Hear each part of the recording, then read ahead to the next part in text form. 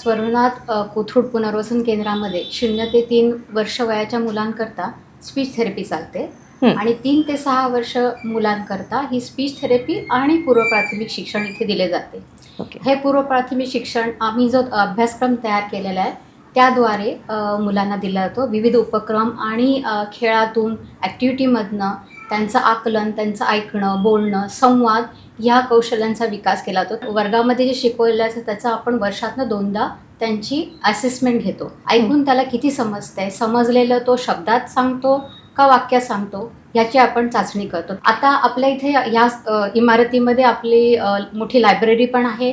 त्याचप्रमाणे इथे ऑडिओलॉजिकल असेसमेंट पण होते. म्हणजे ऑडिओलॉजिस्ट ही एडेड ऑडिओमेट्री करतात आणि स्पीच असेसमेंट करतात. त्याच्यातनं त्या मुलांनी जे श्रवणयंत्र लावलेलं आहे तर त्याचा किती फायदा होतो, त्याच्यातनं त्याला भाषा किती येते, किती ऐकतोय तो, ह्याचे असेसमेंट केली जाते आणि ही असेसमेंट ही फ्री असते. आता स्पीच थेरपी आमच्या इथे चालते.